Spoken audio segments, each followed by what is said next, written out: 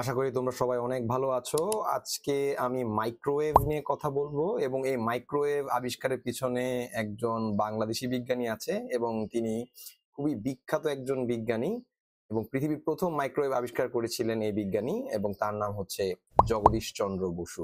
জগদীশ চন্দ্র বসু প্রথম রিমোট কন্ট্রোলের ব্যবহার শুরু করেন এবং তখন থেকে রিমোট কন্ট্রোলের ব্যবহার শুরু হয়, যেটা আমরা আজকাল রিমোট কন্ট্রোল ব্যবহার করি।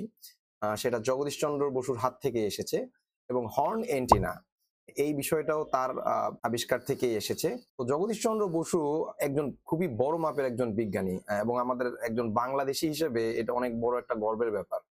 এবং তোমরা জানো যে বাংলাদেশে একসময় রেনেসা যুগ ছিল এবং সেই যুগে অনেক প্রথিতযশা বিজ্ঞানীদের জন্ম হয়েছিল এবং তারা বিভিন্ন ধরনের আবিষ্কার করেছিলেন।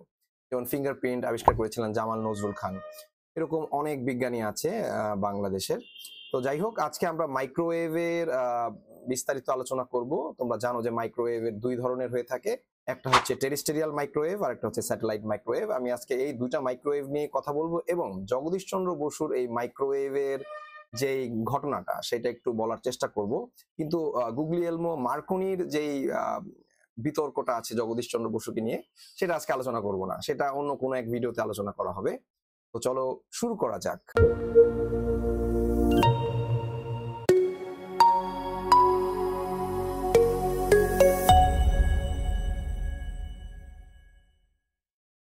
প্রথমেই আমরা মাইক্রোওয়েভের সংজ্ঞা দিয়ে শুরু করছি যে মাইক্রোওয়েভ কাকে বলে।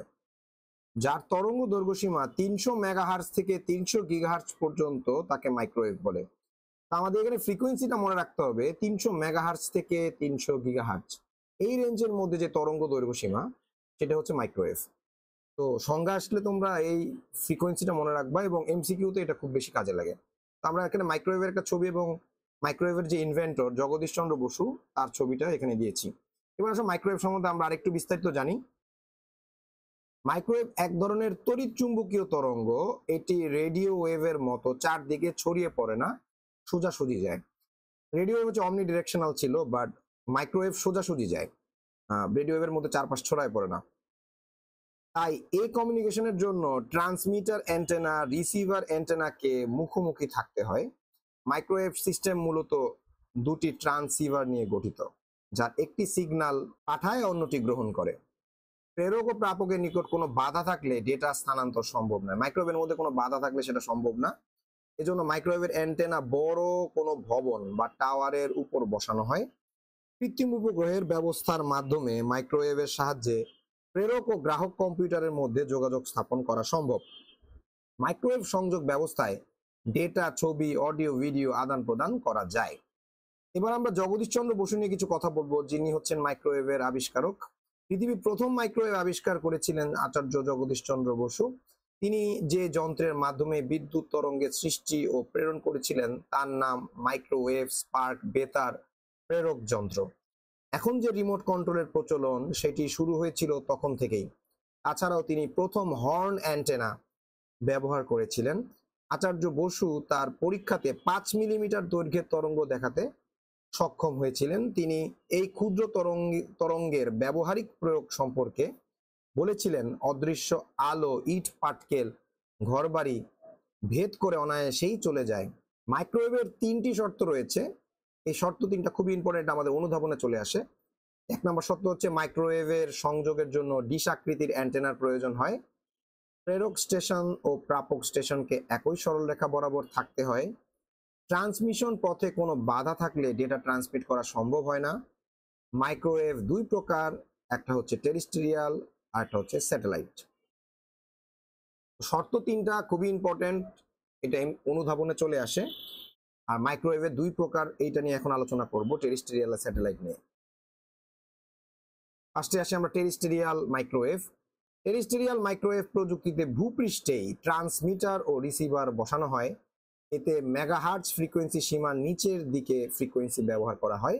ট্রান্সমিটার ও রিসিভার দৃষ্টি রেখায় যোগাযোগ করে থাকে। দৃষ্টি রেখা যোগাযোগ বলতে এটা হচ্ছে বোঝানো হচ্ছে সোজাসুজি আর কি।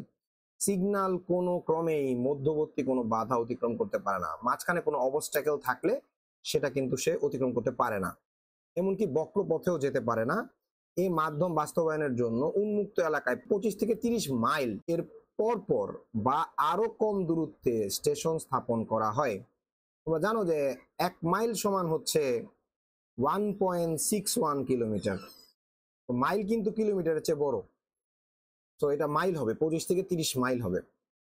প্রতিটি ট্রান্সমিশন স্টেশন পূর্ববর্তী স্টেশনের প্রেরিত দুর্বল হয়ে পড়া সংকেত গ্রহণ করে বিবর্ধিত করে পরবর্তী স্টেশনে প্রেরণ করে।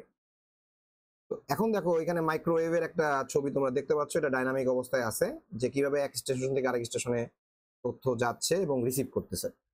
আর পরের ছবিটা দেখো, এখানে আমরা একটা পাহাড় দেখাইছি, এখানে একটা পাহাড়, এবং এখানে দেখো আমরা কত উপরে এটাকে স্থাপন করছি যাতে সিগন্যালে কোনো রকম বাধা সৃষ্টি না হয়। এবং এই টেরিস্ট্রিয়াল দেখো দুইটা বিল্ডিং এর উপরেও বসাইছে। যদি এখানে যদি একটা বড় বিল্ডিং থাকতো মাঝখান দিয়ে, তাইলেই কিন্তু তোমার এই সিগন্যালটা আর যাইতো না। বুঝতে পারছো, কোনো বাধা থাকা যাবে না, বাধা থাকলে সেটা চলবে না। এটা হচ্ছে টেরিস্ট্রিয়াল মাইক্রোওয়েভ। এবার আমরা চলে যাব স্যাটেলাইটে। স্যাটেলাইট মাইক্রোওয়েভ প্রযুক্তিতে যোগাযোগ উপগ্রহের সহায়তা নিতে হয়। এই প্রযুক্তিতে ভূপৃষ্ঠ থেকে প্রায় 36,000 কিলোমিটার, এটাই মনে রাখতে হবে, উপরে কৃত্রিম উপগ্রহ বসানো হয়। এই 36,000 কিলোমিটারের লাইনটা একটু মনে রাখবা, এটা এমসিকিউর জন্য খুবই খুবই ইম্পর্টেন্ট। আমাদের ভূপৃষ্ঠ থেকে 36,000 কিলোমিটার উপরে। আচ্ছা, তো এখানে আমি একটা স্যাটেলাইটের ছবি দিয়েছি, তোমরা এটা দেখতে পাচ্ছ। তারপরে আসো, এটি পৃথিবীর গতির সমান গতিতে পরিভ্রমণ করতে পারে। স্যাটেলাইটের বডি ধাতু সংকরের ফ্রেম দিয়ে তৈরি। এর ইলেকট্রনিক সার্কিটগুলো চালানোর জন্য সোলার সেল এবং শক্তি জমা রাখার জন্য ব্যাটারি থাকে। এর পাওয়ার সিস্টেম প্রসেসকে পৃথিবী থেকে সবসময় মনিটর করা হয়। স্যাটেলাইটের জন্য ভূপৃষ্ঠে পরাবৃত্তাকার রিসিভিং অ্যান্টেনা ব্যবহার করা হয়। প্রেরক যন্ত্র সেকেন্ডে 600 কোটি বা তার কাছাকাছি কম্পন বিশিষ্ট মাইক্রোওয়েভের সংকেত উপগ্রহে পাঠায়। এই সংকেত পৌঁছানোর পর অত্যন্ত ক্ষীণ হয়ে পড়ে এবং উপগ্রহে অনেকগুলো ট্রান্সপন্ডার থাকে। দেখো আমার এই সংকেত যেতে যেতে কিন্তু এই সংকেতটা আস্তে আস্তে দুর্বল হয়ে যাবে, ঠিক আছে? তো এই দুর্বল হয়ে পড়া সংকেতকে কিন্তু তোমার আবার শক্তিশালী করার জন্য রিপিটার, কিন্তু এখানে কোনো রিপিটার ব্যবহার করা হয়নি। আমাদের উপগ্রহে দেখো অনেকগুলো ট্রান্সপন্ডার থাকে, এবং দেখতে পাচ্ছ ছবিতে স্যাটেলাইট ট্রান্সপন্ডার, এবং ট্রান্সপন্ডারের কাজটা তোমরা দেখতে পারতেছো তারা কি করতেছে। তো এখানে আরো কিছু ওই যে ব্যান্ড নিয়ে কথা, তারপরে আরো অনেক ডিটেইল জিনিস আছে, যে জিনিসগুলো আমি এখানে এখন আলোচনা করতেছি না, কারণ ইন্টারমিডিয়েট সিলেবাস অনুযায়ী এত বিস্তারিত আলোচনা নাই।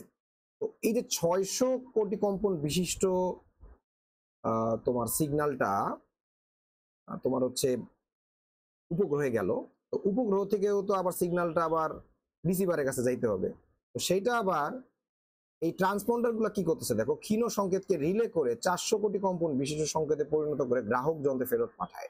তার মানে 400 কোটি কম্পন বিশিষ্ট মানে 200 কম্পন বিশিষ্ট বিষয়টা কিন্তু এখানে লস হয়ে যায়। 400 কম্পন বিশিষ্ট সংকেতে পরিণত করে সে গ্রাহক যন্ত্রে পাঠাচ্ছে। এবার আসো, ভূপৃষ্ঠ হতে উচ্চতা অনুসারে অরবিটকে 3 ভাগে ভাগ করা যায়। একটা হচ্ছে নিম্ন কক্ষপথ, একটা মধ্য কক্ষপথ, আর একটা হচ্ছে উচ্চ কক্ষপথ। নিম্ন কক্ষপথটা হচ্ছে ভূপৃষ্ঠ হতে উচ্চতা হচ্ছে 2000 কিলোমিটার। মধ্য কক্ষপথটা হচ্ছে ভূপৃষ্ঠ থেকে এর উচ্চতা হচ্ছে 2000-এর পর থেকে 35,786, আর উচ্চ কক্ষপথ হচ্ছে 35,700 কিলোমিটার থেকে শুরু করে অসীম পর্যন্ত। তো এইবার আমাদের অরবিটটা শিখবো, জিও, এলিও, এমিও। প্রথমে শুরু করছি জিও দিয়ে, এবং আমাদের এই জিও আর্থ স্টেশনারি অরবিটটা কিন্তু খুবই একটা গুরুত্বপূর্ণ অরবিট, এবং এই অরবিটে কিন্তু বঙ্গবন্ধু স্যাটেলাইটকে রাখা হয়েছে। তো ভূপৃষ্ঠ হতে এর উচ্চতা 36,000 কিলোমিটার। এটা পৃথিবীর সমান গতিতে ঘুরে, আমাদের পৃথিবীর যে আহ্নিক গতি আছে সেই গতিতে ঘুরে। ঘন্টায় 24 ঘন্টায় হচ্ছে তোমার এটা পুরোপুরি প্রদক্ষিণ হয়, এবং 360 ডিগ্রি কোণে সে ঘুরতে পারে, এবং ভূপৃষ্ঠের প্রায় 1/3 অঞ্চল কাভার করতে পারে। এবার এমিও আসো, মিডিয়াম আর্থ অরবিট। মিডিয়াম অরবিট হচ্ছে এর উচ্চতা 2000 থেকে 36,000 কিলোমিটারের মধ্যে, এবং পৃথিবীকে একবার প্রদক্ষিণ করতে তার 2 থেকে 8 ঘন্টা সময় লাগে। এবং লো আর্থ অরবিটটা হচ্ছে এর উচ্চতা হচ্ছে 160 থেকে 2000 কিলোমিটারের মধ্যে, এবং এটা পৃথিবীকে প্রদক্ষিণ করতে 90 মিনিট সময় লাগে। তার মানে আমার এই অরবিট গুলো কিন্তু অনেক ফাস্ট। আর জিওটা হচ্ছে এক্স্যাক্টলি পৃথিবী যেভাবে ঘুরতেছে সে আবর্তনের সাথে মিল রেখে ঘুরতেছে, আর বাকিরা কিন্তু আরো বেশি ফাস্ট, বিকজ তারা কিন্তু উচ্চতায় কম এবং তাদের পরিধিটাও কিন্তু অনেক ছোট, যার কারণে সময় কম লাগতেছে। আচ্ছা, এবার আসো মাইক্রোওয়েভের সুবিধা। বিপুল পরিমাণ তথ্য একই সাথে প্রেরণ করা যায়, কোনো প্রকার কেবলের প্রয়োজন হয় না। ট্রান্সমিট পথে কোনো বাধা, পাহাড় বিল্ডিং থাকলে ট্রান্সমিশন বাধার সৃষ্টি হয়। আচ্ছা, এইটা অসুবিধার মধ্যে পড়বে, এটা সুবিধার মধ্যে পড়বে না, কারণ আমার যদি পাহাড় বিল্ডিং থাকে সেটা তো সুবিধা হইতে পারে না। পাহাড় বিল্ডিং থাকলে তো আমার এটা অসুবিধা, যেটা মাইক্রোওয়েভ পারতেছে না, ঠিক না? মাল্টিপল চ্যানেল সহজলভ্য। তো আমার এই পয়েন্টটা সুবিধা, এইটা আসলে হবে না, এইটা চলে যাবে আমার অসুবিধার ভিতরে, যে ট্রান্সমিশন পথে যদি কোনো বাধা থাকে সেটা বাধা সৃষ্টি করতেছে, যেটা মাইক্রোওয়েভ আমাকে অতিক্রম করতে পারতেছে না, যেটা রেডিও ওয়েভ পারে। আচ্ছা, মাইক্রোওয়েভের অসুবিধা আরেকটা হচ্ছে টাওয়ার নির্মাণে অনেক খরচ। আর সেকেন্ড অসুবিধা তো বললামই, যে আমার কোনো বাধা থাকলে এটা অতিক্রম করতে পারবে না। আরেকটা সমস্যা হচ্ছে মাইক্রোওয়েভ সিগন্যাল বায়ুমণ্ডল দ্বারা শোষিত হয়, তাই মাইক্রোওয়েভ দুর্বল হয়ে যেতে পারে। বায়ুমণ্ডল দ্বারা এটা শোষিত হওয়ার কারণে এর সিগন্যালটা দুর্বল হয়ে যায়। তো ব্যবহার আসলে এটা টেলিভিশন, আবহাওয়া অবস্থা প্রতিরক্ষা বিভাগ এবং অভ্যন্তরীণ যোগাযোগের ক্ষেত্রে এটা ব্যবহার করা হয়।